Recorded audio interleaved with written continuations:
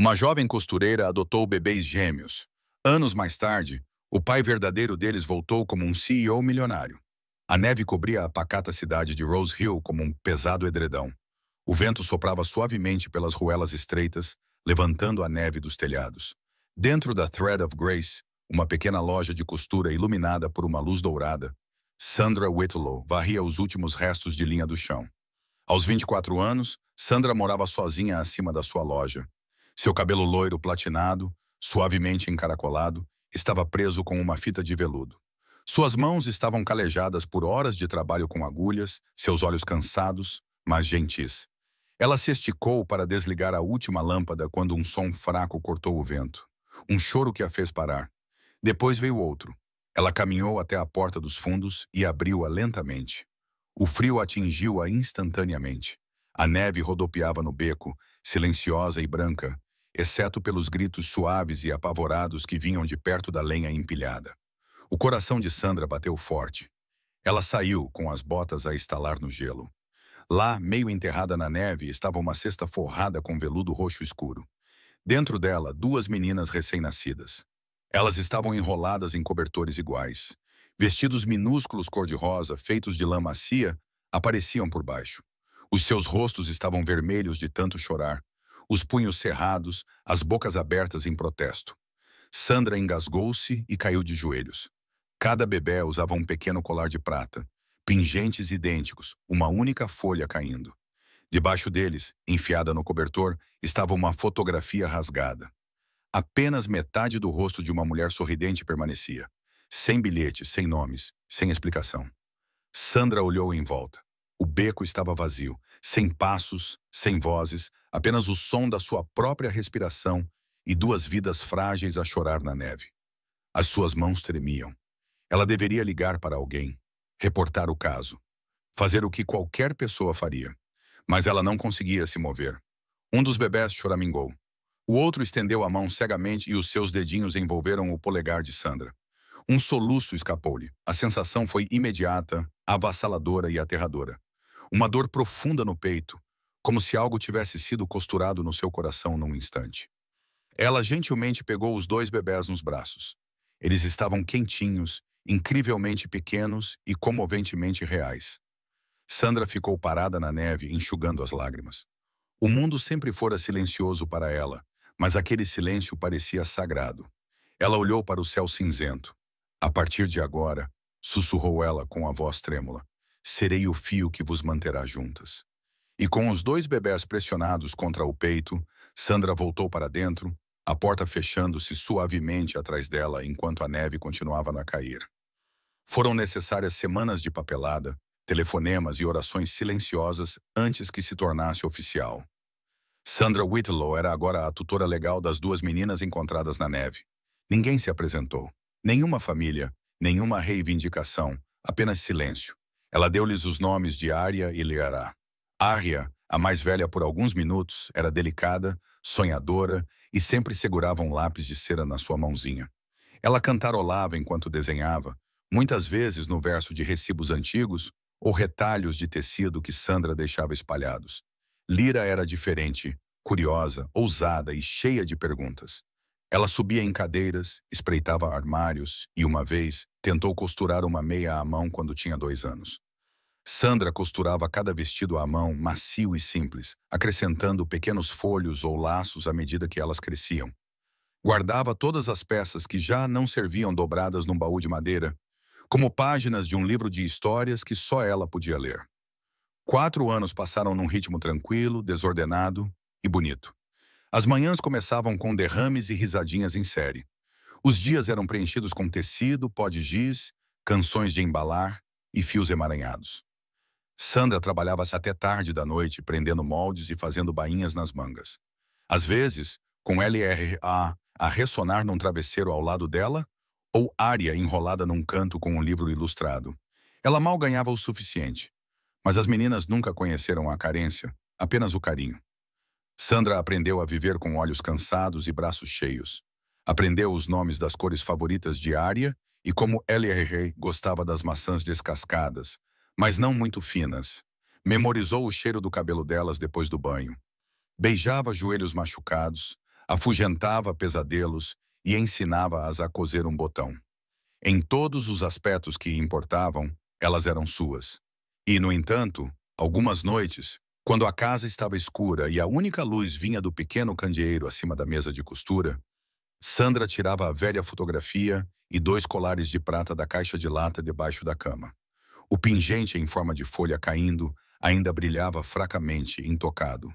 A foto rasgada ainda exibia o sorriso da mesma mulher, mas sem nome, sem pista. O mistério continuava sendo um nó que ela nunca conseguiu desatar. Ela dizia a si mesma que não importava. Mas às vezes, Arya fazia perguntas com sua voz suave e cuidadosa. Uma tarde, enquanto desenhava num canto com Lyra, Arya olhou para cima e disse: "Mamã, onde está o nosso papá?" Sandra congelou, olhou para Arya, aqueles olhos arregalados e curiosos, tão cheios de confiança. Eu não sei, querida", sussurrou, ajoelhando-se para acariciar a bochecha de Arya. "Mas tens-me a mim, sempre terás a mim." Arya acenou com a cabeça como se tivesse entendido. Talvez tivesse mesmo. Sandra sorriu apesar do aperto no peito, beijou o topo da cabeça da filha e sussurrou as palavras a que sempre recorria quando o mundo não fazia sentido. "Estamos unidas, meus amores, e eu não vou desistir." O centro comunitário brilhava com luzes suaves, toalhas de mesa brancas e o zumbido de conversas educadas. Era o baile anual Winter Hope Gala, um evento de caridade em apoio às crianças em acolhimento familiar. Sandra tinha sido convidada à última hora para ajudar com ajustes de fatos personalizados para convidados de alto nível. Ela raramente saía da sua pequena cidade, muito menos para eventos como este, mas alguém tinha recomendado o seu trabalho e os organizadores precisavam de uma costureira local. Ela aceitou, em parte pela exposição, mas principalmente porque não podia dar-se ao luxo de recusar. Levou Arya e Lyra com ela, não querendo deixá-las para trás. As gêmeas usavam vestidos de princesa rosa combinando, cada um feito à mão com saias de tule e bainhas bordadas. Os seus cabelos loiros estavam presos em pequenos coques iguais, e nas mãos, cada uma segurava um saco Ziploc com biscoitos em forma de coração que Sandra tinha assado naquela manhã. Elas ficaram ao lado dela enquanto ela ajustava lapelas e prendia mangas. As meninas cochichavam entre si na sua linguagem secreta de gêmeas, ocasionalmente oferecendo biscoitos aos convidados de smoking que passavam. Todos sorriam. As gêmeas iluminavam a sala como a luz do sol contra uma parede cinzenta. Do outro lado do salão de baile, Eli Ashbourne estava perto do palco. O CEO de 36 anos da Ashbourne Biolabs era conhecido pelo seu intelecto afiado, vida privada e filantropia incansável. Naquela noite, ele era o principal patrocinador do evento, fazendo um breve discurso e posando para algumas fotos antes de desaparecer, como costumava fazer. Ele tinha acabado de tomar um gole de champanhe quando as viu. 2 meninas em vestidos cor-de-rosa, loiras, com cerca de 4 anos. Os seus rostos, especialmente os olhos, perfuraram-no. O seu coração parou. A sua visão ficou embaçada. Elas eram parecidas com a Isla. A sua falecida esposa tinha exatamente a mesma expressão quando estava absorta em pensamentos. Uma criança agarrava-se a ela, aproximando-se do seu peito, a outra girava na ponta dos pés, e os colares, as correntes de prata brilhavam fracamente sob as luzes. Não podia ser. Mas era.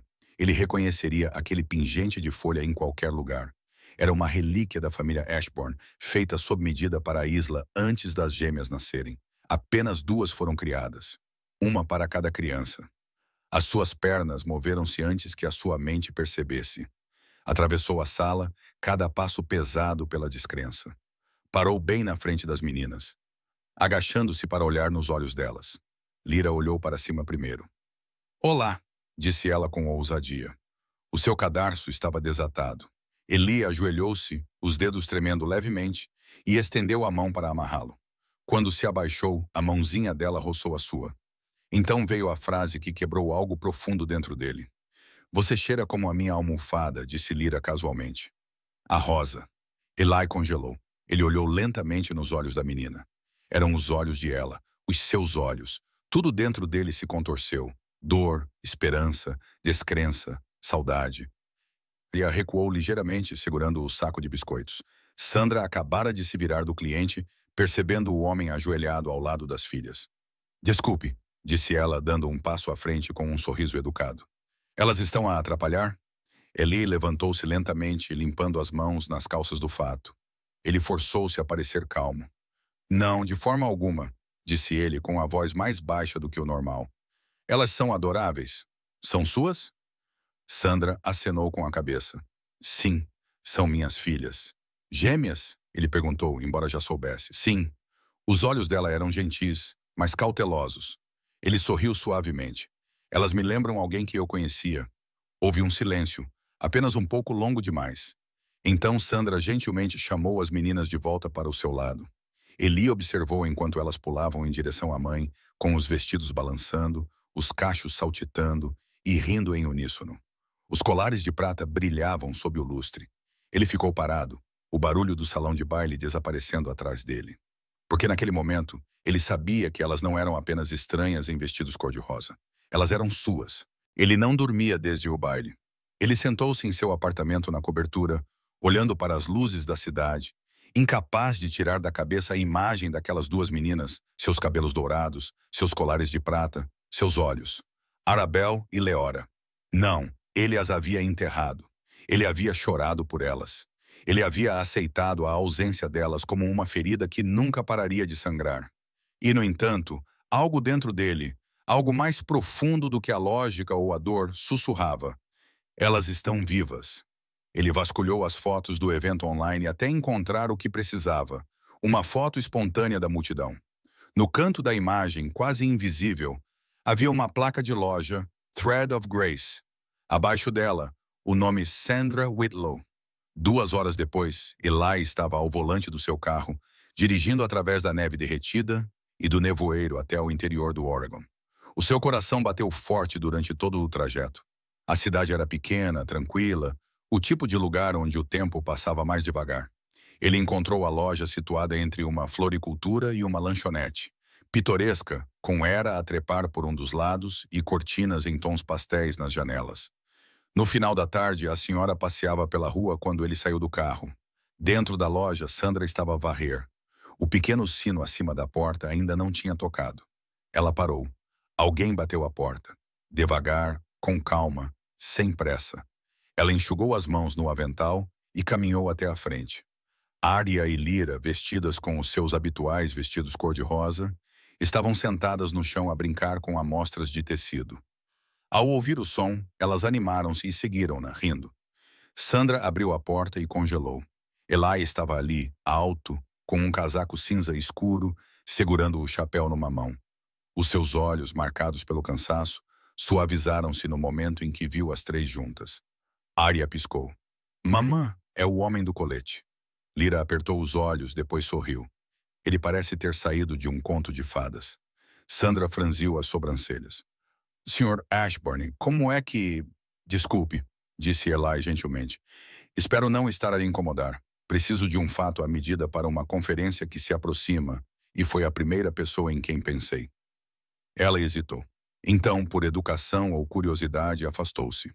Entre! A loja era acolhedora e convidativa, com prateleiras cheias de fitas, rolos de tecido e vestidos prontos pendurados ordenadamente na parede.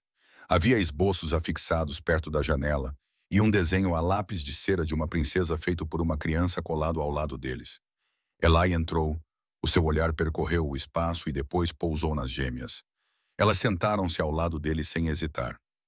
Lyra pegou num pedaço de papel e rabiscou uma mancha roxa com pernas. Ela ergueu. Este és tu, disse orgulhosamente. No vestido de noiva da mamã. Sandra suspirou e riu nervosa. Lyra. Mas Eli riu, colocando a mão sobre o peito. Se usar um vestido de noiva me der 2 princesas como vocês, eu aceito. Sandra ajoelhou-se ao lado dele e começou a tirar medidas, os dedos a roçarem a manga dele. Ela percebeu como o olhar dele permanecia, não nela, mas nas meninas. Não era admiração. Não era diversão. Era tristeza e saudade e algo dolorosamente próximo do reconhecimento. L.R.A. bocejou e subiu no colo de Eli sem dizer nada. Ela se inclinou contra o peito dele e adormeceu. Ele não se moveu. Ele olhou para o pequeno pacote de calor e confiança aconchegado contra ele como um tesouro frágil. Os seus braços envolveram-na lentamente, reverentemente. A sua garganta se contraiu enquanto ele lutava para conter as lágrimas. Mais tarde, naquela noite, depois que ele foi embora, Sandra moveu-se silenciosamente pelo apartamento acima da loja. As gêmeas estavam dormindo. Ela destrancou a gaveta de um armário velho e tirou a fotografia que mantinha escondida há 4 anos. Pela primeira vez, ela olhou atentamente para a imagem rasgada, a metade que faltava. O seu coração parou. Era ele. Ela abriu o seu portátil com os dedos trêmulos e digitou uma pesquisa. Gêmeos da família Ashbourne em incêndio. Artigos de notícias inundaram a tela. Manchetes sobre um magnata da biotecnologia, um incêndio em uma casa, uma tragédia. Estava tudo lá. Mas uma coisa não fazia sentido. Se ele era o pai deles, por que foram deixados sozinhos? E por que ninguém veio procurá-los? Ela olhou para a foto na sua mão, 2 bebés enrolados em veludo roxo, e sussurrou para si mesma, sem saber se era medo ou destino que sentia a crescer no seu peito. O que é que eu trouxe para as nossas vidas? No início, Sandra tentou ignorar.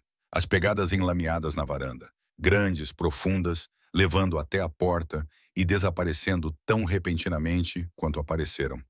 Podiam ser de um transeunte, talvez um entregador, talvez uma brincadeira. Mas havia algo nelas que a fazia sentir observada. Então veio a sombra atrás dela no estacionamento do supermercado. Passos pesados muito próximos. Ela se virou rapidamente. Nada. Apenas o som de um carrinho balançando com o vento, um arrepio percorreu sua espinha. Ela segurou as mãos da menina com mais força enquanto caminhavam para o carro. À noite, ela verificava 2 vezes as fechaduras. Certificava-se de que as cortinas estavam bem fechadas.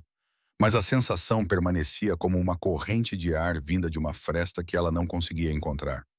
Então veio a noite da tempestade. A chuva batia suavemente nas janelas enquanto Sandra costurava silenciosamente sob o brilho quente de uma lâmpada. Ária e Lyra estavam no andar de cima, aconchegadas após um jantar de sopa de tomate e queijo grelhado. A máquina de costura zumbia sob as suas mãos. Então um estrondo. Um estrondo agudo de vidro a explodir ecoou pela sala. Sandra levantou-se de um salto, com o coração a bater forte. Um tijolo estava perto dos seus pés, rodeado por cacos da sua vitrine. Ela correu para fora, agarrando a coisa mais próxima, uma tesoura de tecido da mesa, mas quem quer que fosse já tinha fugido para a noite. A sua respiração parou quando seus olhos pousaram na parede ao lado da porta da loja, pintada com spray vermelho. Não desenterre o passado. Ela ficou paralisada, encharcada pela chuva, ofegante. Então correu de volta para dentro e subiu as escadas, onde Ária e Lyra choravam nas suas camas. Ela as abraçou. Está tudo bem, eu estou aqui. Ela sussurrou repetidamente, mesmo com as próprias mãos a tremer. Na manhã seguinte, Eli apareceu. Ele não bateu a porta. Ele invadiu o local no momento em que a placa de aberto foi virada, com um rosto pálido e uma fúria contida.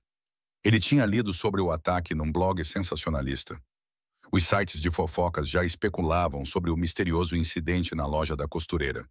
Sandra estava a varrer os cacos de vidro do chão, com a palma da mão enfaixada com um guardanapo. O sangue tinha-o encharcado. O que aconteceu? A voz de Eli era baixa, tensa. Estou bem, disse ela automaticamente, passando por ele. Mas Eli agarrou o pulso dela gentilmente. Está a sangrar. Ele ajoelhou-se, tirou um lenço do casaco e começou a enrolar a mão dela com precisão lenta e cuidadosa. Os dedos dele tremiam. Precisa de segurança, disse ele. Agora não tenho dinheiro. Eu posso. Sandra abriu a boca para protestar novamente, mas o olhar nos olhos dele a impediu. Naquela noite, um SUV preto com vidros escuros estacionou discretamente do outro lado da rua. 2 seguranças treinados se revezavam, vigiando o perímetro. Ária e Eli acenaram para eles da janela, achando que era tudo uma brincadeira. Eli também não saiu. Ele dormiu no carro, do lado de fora da loja, com um olho sempre aberto. E dentro de casa, algo mudou. Ele tornou-se parte do ritmo deles. Ária perguntou se ele poderia ajudá-la a trançar o cabelo uma manhã. E embora ele fosse desajeitado, ela riu durante todo o processo. Lyra ensinou-lhe a fazer panquecas em forma de ursos. Sandra observou tudo a acontecer do canto da sala, com uma dor crescente no peito. Não havia fingimento na maneira como Eli olhava para eles. Não havia fingimento na forma como ele levantava a lira quando ela tropeçava, ou na forma como ele cantarolava uma canção de embalar que Arya dizia parecer algo saído de um sonho. Nenhum homem poderia fingir esse tipo de amor. E Sandra estava a ficar sem motivos para ignorar a verdade. Uma noite, quando as meninas estavam a dormir e a máquina de costura finalmente se calou, Sandra serviu 2 chávenas de chá de camomila e sentou-se em frente a ele, na pequena sala de trabalho. Não havia mais como se esconder. Eli olhou para a sua chávena. Então ele falou. Ela morreu 2 meses depois de dar à luz. Isla. Sandra não o interrompeu. Eu mal conseguia me segurar. Ele continuou. As meninas eram tudo o que eu tinha. Então aconteceu o incêndio. Disseram que foi um problema na fiação elétrica. O quarto das crianças pegou fogo primeiro. Ele fez uma pausa. Enterrei 2 caixões vazios, ele sussurrou, porque não havia o suficiente para encontrar. Sandra prendeu a respiração. Ele olhou para cima, com os olhos vermelhos. Eu parei de viver naquele dia. Apenas continuei a respirar até os ver nesta loja. Ela enfiou a mão no avental e tirou uma pequena fotografia plastificada, aquela que tinha escondido todos esses anos. Entregou-lhe em silêncio. Eli olhou para a imagem rasgada, o seu próprio rosto sorridente, Isla, ao seu lado, a barriga inchada de vida. Ele virou-a. A tinta desbotada manchava o papel. Para quem as encontrar, a garganta apertou-se. A voz de Sandra falhou quando ela disse: Acho que elas estavam destinadas a encontrar-te novamente, mas talvez estivessem destinadas a encontrar-me também. Ele não falou, mas naquele momento, algo no ar suavizou-se como um fio que estava emaranhado há muito tempo e finalmente começou a desenrolar-se. A verdade tinha dentes e agora estava finalmente a morder de volta. Depois que os testes de DNA confirmaram o que Eli já sentia em seus ossos, que Arya e Lyra eram suas filhas, ele não conseguia mais ficar parado. Não era suficiente tê-las de volta em sua vida. Ele precisava de respostas. Ele precisava de justiça. As perguntas que o assombravam há 4 anos gritavam mais alto agora. Como sua filha havia sobrevivido a um incêndio que não deixou nada para trás? Quem o orquestrou? E por quê? Quanto mais ele investigava, mais um único nome surgia repetidamente. Vincent Marrow. Outrora o braço direito de confiança de Eli, Vincent era brilhante, charmoso e ambicioso. Mas a ambição transformou-se em ganância. Quando Eli descobriu que Vincent tinha vendido pesquisas confidenciais a um concorrente, despediu-o na hora. Vincent desapareceu sem dizer nada, mas aparentemente não sem um plano. Agora tudo fazia sentido. O incêndio aconteceu poucas semanas após o funeral de Isa, quando Eli mal conseguia funcionar. Vincent esperou até que ele estivesse no seu ponto mais fraco, com o seu mundo desmoronando. O momento perfeito para atacar. Através de contatos discretos, Eli confirmou o que temia. Vincent havia subornado a segurança privada da sua propriedade. As imagens de vigilância daquela semana foram misteriosamente apagadas, e o berçário, supostamente destruído por uma falha elétrica, havia sido recentemente refeito por um empreiteiro ligado à empresa de fachada de Vincent. Então veio a maior descoberta.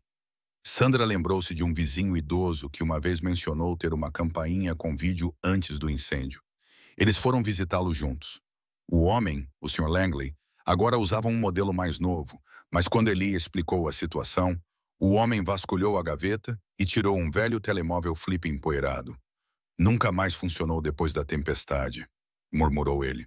Mas acho que fiz uma cópia de segurança de algo estranho nele. Levaram o telemóvel a uma loja de tecnologia, ficaram em suspense durante 2 dias e finalmente o vídeo apareceu. A imagem era granulada, tremida, mas inconfundível. Um homem alto, com um sobretudo escuro, aproximou-se do portão coberto de cinzas tarde da noite.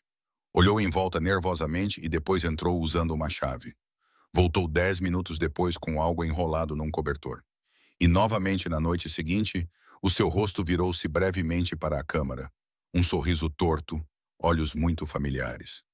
Vincent Marrow. A data era apenas 3 dias antes do incêndio. Eli ficou paralisado, a ver a filmagem repetidamente.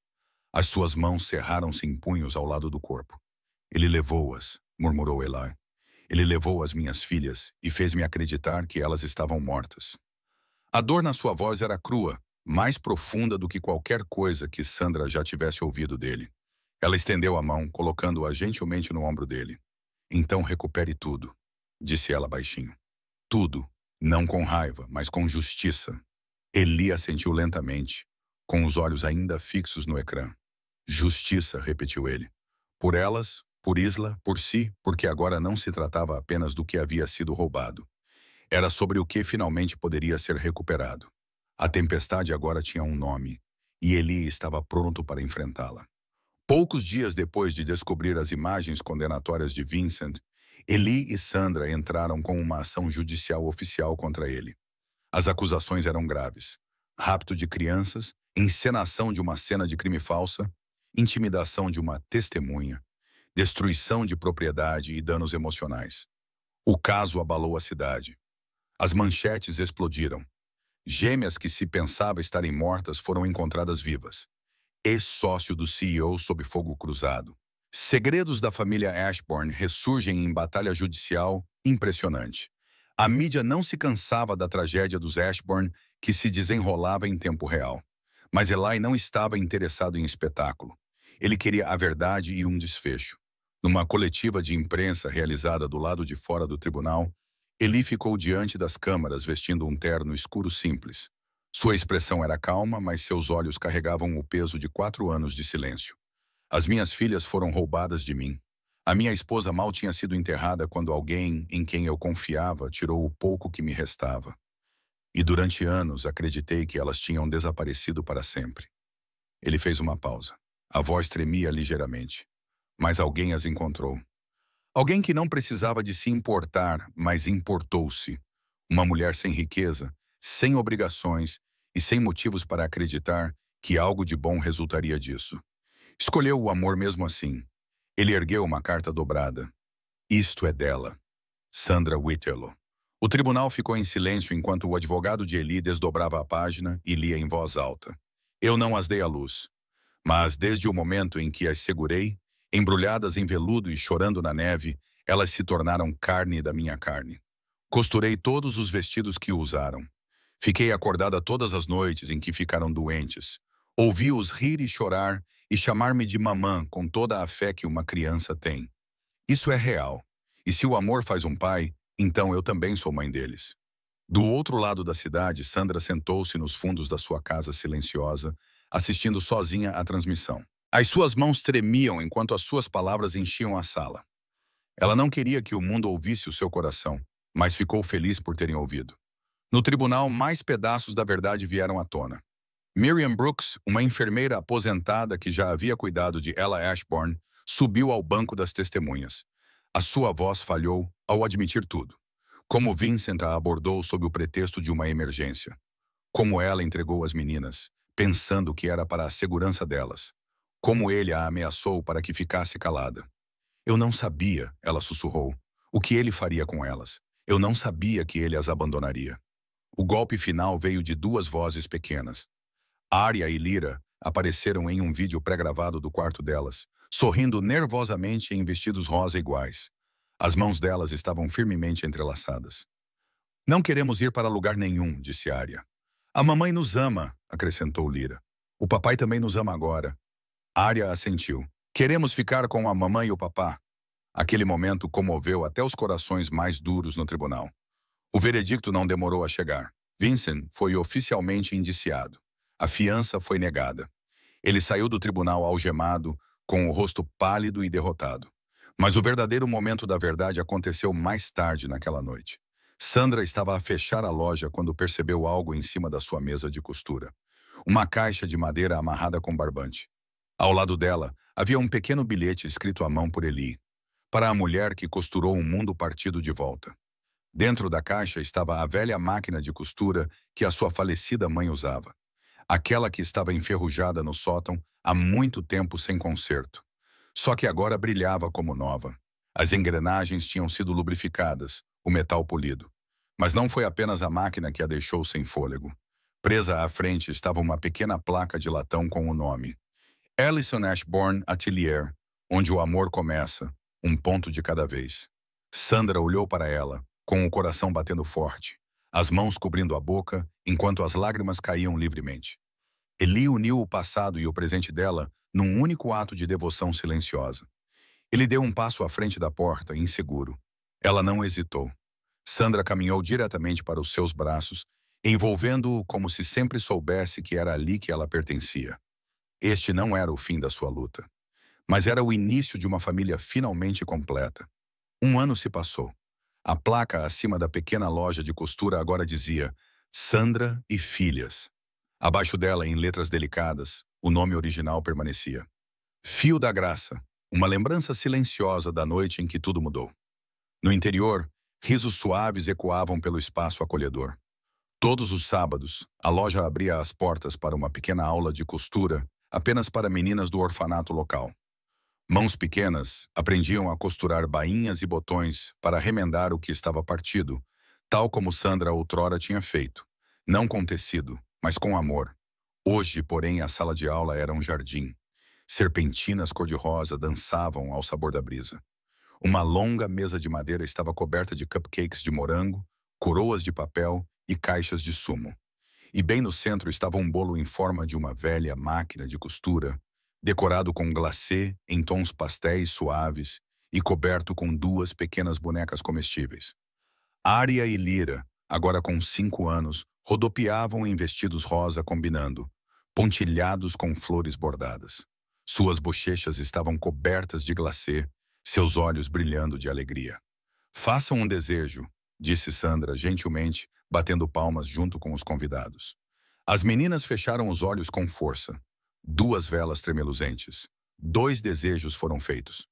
Mais tarde, quando o sol começou a se pôr atrás das árvores e os últimos convidados foram embora, Sandra ajoelhou-se ao lado da mesa, empilhando pratos usados e dobrando guardanapos. Ela cantarolava sem perceber. Atrás dela, passos se aproximavam. Mamãe! Ela se virou. Ária e Lyra estavam ali, cada uma segurando uma das mãos de Eli. As gêmeas ainda estavam descalças, com relva agarrada aos pés, coroas ligeiramente tortas, mas os seus sorrisos eram incrivelmente brilhantes. A Ária deu um passo à frente, segurando uma pequena caixa de veludo. Colocou-a na mão de Sandra. Lyra inclinou-se para perto, sussurrando alto. O papá disse, tu és o fio que o impediu de se desmoronar. O coração de Sandra parou no peito. Abriu lentamente a caixa. Dentro havia um anel, simples, delicado, com uma pequena pedra incrustada no centro. Mas o que fez seus olhos se encherem de lágrimas foi a gravação dentro da aliança, costurada com graça. Quando ela olhou para cima, Eli já estava ajoelhado diante dela. Não tenho um grande discurso, disse ele suavemente. Apenas isto. Você manteve nós 3 juntos desde o momento em que não precisava fazer isso. E se me deixares, passarei o resto da minha vida a costurar todos os dias contigo. Sandra não conseguia falar. Ela acenou com a cabeça, mordendo o lábio, e as meninas gritaram de alegria, abraçando as suas pernas. Eli levantou-se, envolvendo-as a todas nos seus braços. Eles não precisavam de alarde. Aquilo era uma família.